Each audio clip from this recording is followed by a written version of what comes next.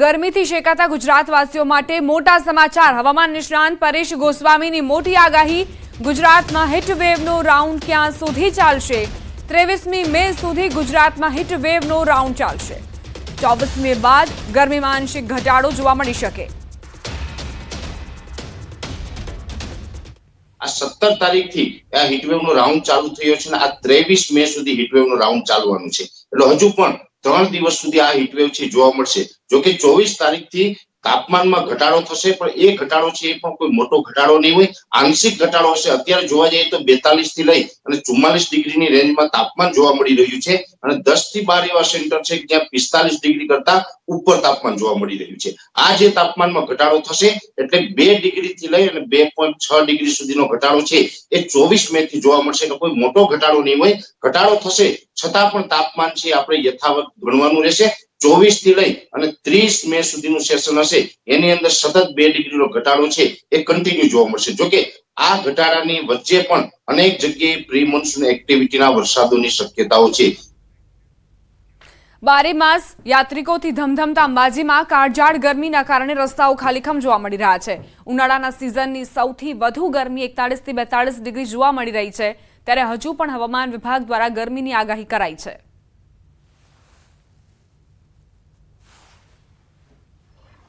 ગુજરાતમાં જે રીતે હવામાન વિભાગે ગરમીની આગાહી કરી છે અને આ હીટ વેવને પગલે જે રીતે ગરમી પડી રહી છે, આગ જરતી આગ વગી રહી છે, ઉનાળો તમાકે બતાવી કે શક્તિપીઠ અંબાજી ધામ છે જે સદાય માટે યાત્રિકોથી ધમધમતું રહેતું આ શક્તિધામ અંબાજી છે। હાલ તબક્કે અંબાજીના માર્ગો છે સુમસામ ભાસી રહ્યા છે। અહીંયા સન્નાટો જોવા મળી રહ્યો છે। એકલ દોકલ સિવાય કોઈ વ્યક્તિ જોવા નથી મળી રહ્યો, ક્યાંક એકલ દોકલ વાહનો જોવા મળી રહ્યા છે। મોટી સંખ્યામાં એમ કહી શકાય છે કે અહીંના હાઈવે માર્ગો અને બજારો જે સુમસાન જોવા મળી રહ્યા છે। અને આપણે આ બાજુ પણ બતાવવા માંગીશ કે જે રીતે બજારો છે પબ્લિક ભરેલી રહેતી હોય છે, પણ આજે આ ગરમીના કારણે કહી શકાય છે કે જ્યારે 41 થી 42 ડિગ્રી અંબાજીમાં જે ગરમીનો પારો પહોંચ્યો છે તેને લઈને આ રસ્તાઓ સુમસાન પડ્યા છે। અને હાલ તબક્કે કહી શકાય છે કે રીતે ગરમીની હજી વધુ આગાહી કરવામાં આવી છે। જ્યારે વધુ ગરમી પડશે તો એવું લાગે છે કે હજી જે દેખાય છે એ પણ લોકોને જોવાઈ શકે અને જે દિવસે છે એ ગરમીના કારણે છે, પણ આવનારા સમયમાં વધુ વરસાદ પડે તેવી પણ શક્યતા જોવા મળી રહી છે। મહેન્દ્ર અગ્રવાલની જીટીવી ગુજરાતી અંબાજી। તો અંબાજીમાં કાળઝાળ ગરમી વરસી રહી છે, જે બજારો છે તે સુમસામ ભાસી રહ્યા છે। બપોર દરમિયાન નાગરિકો ઘરની બહાર નીકળવાનું ટાળી રહ્યા છે, કારણ કે સિઝનની સૌથી વધુ ગરમી અહીં વરસી રહી છે। 41 થી 42 ડિગ્રીની આસપાસ તાપમાન રોજ નોંધાઈ રહ્યું છે અને એવામાં લોકો ઘરની બહાર નીકળતા જ જાણે કે અગનભઠ્ઠીમાં શેકાતા હોય તેવી અનુભૂતિ કરી રહ્યા છે। લોકો પણ પરેશાન બન્યા છે આ ગરમીના કારણે। ભારે ઉકળાટ અને ગરમીની આગાહી કરવામાં આવી છે। તે જ રીતે હાલ તબક્કે અંબાજીમાં પણ 41 થી 42 ડિગ્રીનો તાપમાન અંબાજી ખાતે જોવા મળ્યું છે। અંબાજીના બજારોમાં સન્નાટો પહોંચ્યો છે। ત્યારે ચોક્કસપણે બતાવી કે અંબાજીના શાકભાજીના વેપારીઓ છે, આ શાકભાજીના વેપારીઓ છે જે ગરમીના કારણે ભારે હેરાનગતિ જોઈએ। આપણે બતાવવા માંગીશ કે આ જે રીતે શાકભાજી છે તે શાકભાજીને છે ભીના તાપણા કરીને અને આ રીતે ઢાંકવામાં આવી રહ્યા છે। એમનું કહેવું એમ છે કે જો આ શાકભાજીનું સૂકી રાખવામાં આવે તો તેનાથી શું શાકભાજી ચીમડાઈ જાય છે અને ચીમડાઈ જવાના કારણે શાકભાજી કોઈ ખરીદતું નથી અને પરિણામે મોટા નુકસાનની અપેક્ષાને લઈ હાલ તબક્કે આ જે શાકભાજી તે શાકભાજીને જે છે ઢાંકી અને ઠંડક પહોંચાડી અને શાકને તાજી રાખવાનો પ્રયાસ કરવામાં આવી રહ્યા છે। અને હાલ તબક્કે જે રીતે ગરમી પડી રહી છે, લૂનું પ્રમાણ પણ વધી શકે છે અને ખાસ કરીને જે રીતે ડૉક્ટરોની પણ સૂચના છે કે વધારે ગરમી બહાર ન નીકળવું તે પણ એક ઉચિત બાબત ગણી શકાય છે। મહેન્દ્ર અગ્રવાલની જીટીવી ગુજરાતી અંબાજી। રાજ્યભરમાં આકાશમાંથી અગનગોળા વરસી રહ્યા છે। લોકો કામ સિવાય બહાર જવાનું ટાળી રહ્યા છે, કેમ કે કાળઝાળ ગરમી તેમના સ્વાસ્થ્ય પર પણ અસર પહોંચાડી શકે છે। એવા સમયે ગોધરા શહેર ટ્રાફિક પોલીસ તમામ ટ્રાફિક પોઈન્ટ પર પોતાની પરવા કર્યા વગર જનતા માટે સતત ખડે પગે છે। ગોધરા શહેરમાં ઓવરબ્રિજની અને શહેરા ભાગોળ ખાતે અંડરબ્રિજ બનાવવાની કામગીરી ચાલી રહી છે, જેથી સતત ટ્રાફિકનું ભારણ રહે છે। ટ્રાફિકના નિયમન માટે અહીં ટ્રાફિક પોલીસ અને ટીઆરબી જવાનો સતત ફરજ પર કાર્યરત છે। સવારથી મોડી રાત સુધી જવાનો સેવા આપી રહ્યા છે। જનતા માટે પાણીની વ્યવસ્થા પણ કરાઈ છે, જેથી લોકો અંગ દજાડતી ગરમીમાં પોતાની તરસ छिपाવી શકે। પોલીસની કામગીરીના વાહન ચાલકોએ પણ વખાણ કર્યા અને અભિનંદન પાઠવ્યા। હાલ 44 ડિગ્રીની ગરમી પડી રહી છે, ભારે તાપ છે। આ તાપમાં ઉભા રહીને ટ્રાફિકનું સંચાલન કરી રહ્યા છે। ત્યારે પોલીસ પ્રજાનો મિત્ર એ અનુસંધાને ખરેખર 24 કલાક પોલીસ પ્રજા માટે ઊભી જ છે।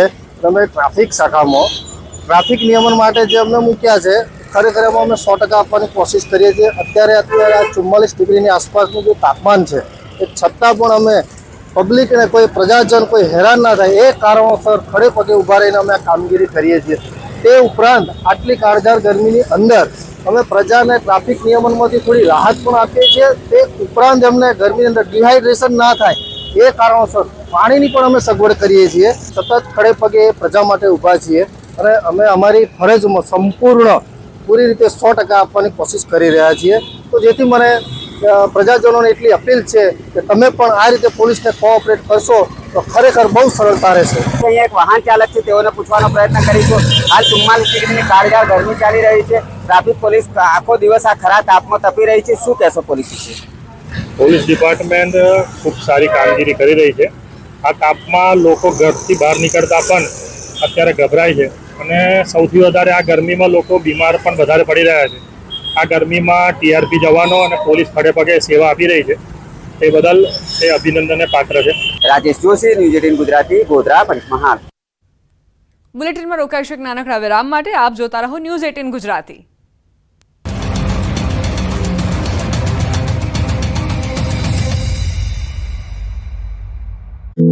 બાર જિલ્લાના લોકો સાવધાન, અમદાવાદ વાસીઓ ઘરમાં રહેજો.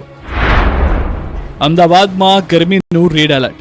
અમદાવાદ સહિત રાજ્યમાં હાલ કાળઝાળ ગરમી પડી રહી છે. આ દરમિયાન હવામાન વિભાગ દ્વારા આવતીકાલથી 5 દિવસ રેડ એલર્ટની આગાહી કરવામાં આવી છે. શહેરને 21 થી 25 સુધી રેડ એલર્ટ જાહેર કરાયું છે.